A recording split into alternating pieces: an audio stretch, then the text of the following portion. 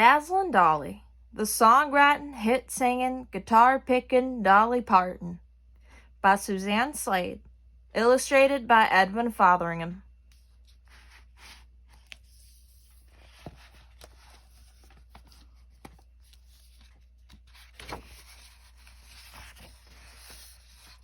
If you're gonna make a dream come true, you gotta work for it. You can't just sit around. On a cold, snowy day in a one-room cabin tucked between two tall Tennessee mountains, Dolly Parton was born. And before you could holler, "Howdy, neighbor," she began squalling so loud her powerful voice shook them mountains. Well, almost. Now, Dolly's parents didn't have 2 nickels to pay the doctor who brought their squalling baby into the world, so they gave him a sack of cornmeal instead. Her family was more than dirt poor.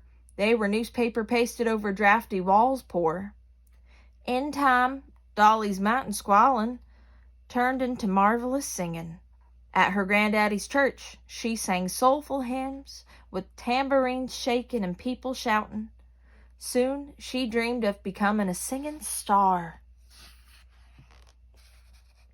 Music filled Dolly's heart so plumb full she had to let it out. When geese soared overhead, she snapped her fingers to their honkin' beat and performed a goose honkin' song. When a bobwhite called out at night, she used his notes to create a sweet lullaby. And when Mama snapped beans, Dolly pounded a pot with a spoon and belted out her bean-snapping tune. But Daddy didn't take kindly to his daughter dawdling with tunes instead of pulling prickly weeds.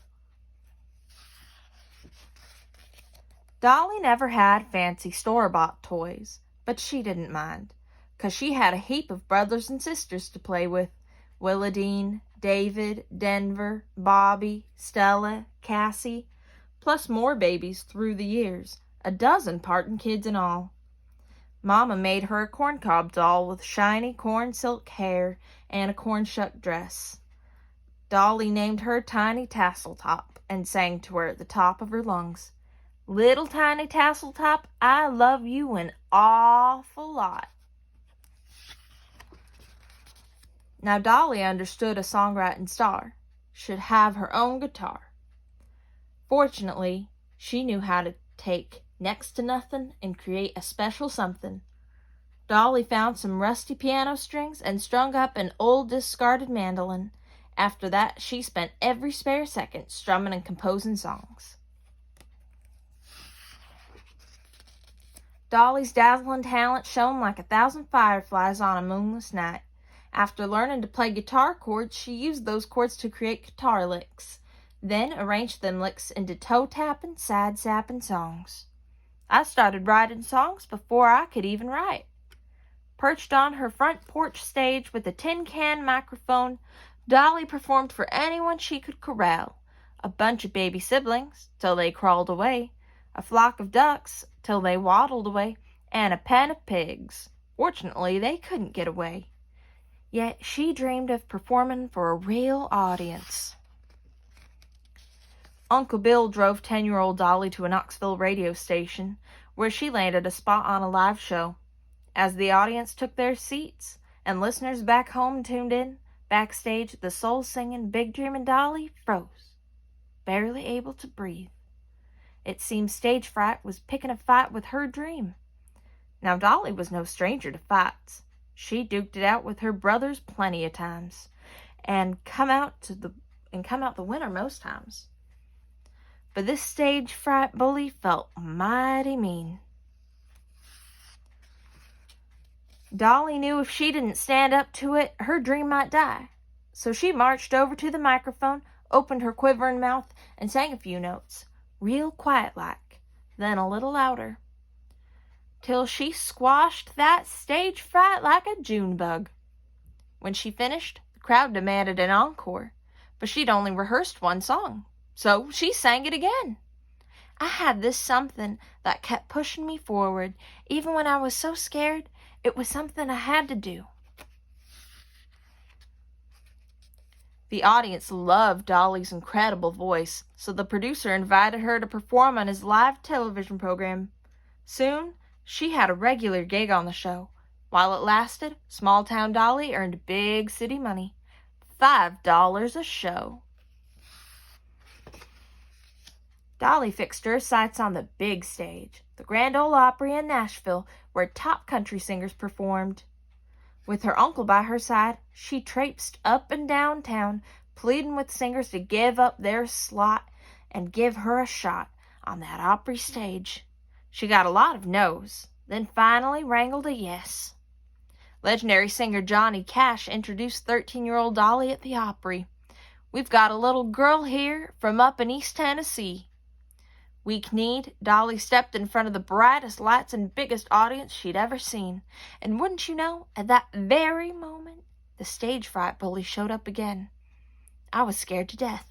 My desire to do it was always greater than my fear. But Dolly had tussled with this bully before and knew right what to do. She simply smiled and began singing for her mama and daddy, listening on their radio back in the holler. She sang for God, and she sang for her dream, which she knew would come true. The crowd cheered for an encore, then another, and another. Sure as pokeberry blooms in summer, Dolly began blossoming and sprouting too, all the way to 5'2". She bleached her hair and put on makeup, just like them models in magazines. Dolly's parents didn't like their starry-eyed daughter with blonde hair piled high to the sky running off to nearby towns strumming and singing. So Dolly agreed to stay home during the week, doing schoolwork and chores, but on the weekends her parents couldn't stop her from performing. Dolly and her uncle got real good at parking themselves in music studios like possums in a garbage can, until Dolly was allowed to audition. They once spent an entire day fast-talking a record producer into listening to Dolly. When he finally agreed, her powerful voice knocked his socks clean off, and he offered her a one-record deal. When Dolly heard her very own voice on the hometown station, she was tickled 3 shades of pink. Other local radio stations played her record, too. Then, overnight, them stations turned fickle. They started playing top hits instead of her song. Listeners forgot all about Dolly and her music, but she was determined to keep chasing her dream. At Dolly's high school graduation, Mama beamed with pride, squirmy young'uns on both sides, while Daddy stayed home to plow fields.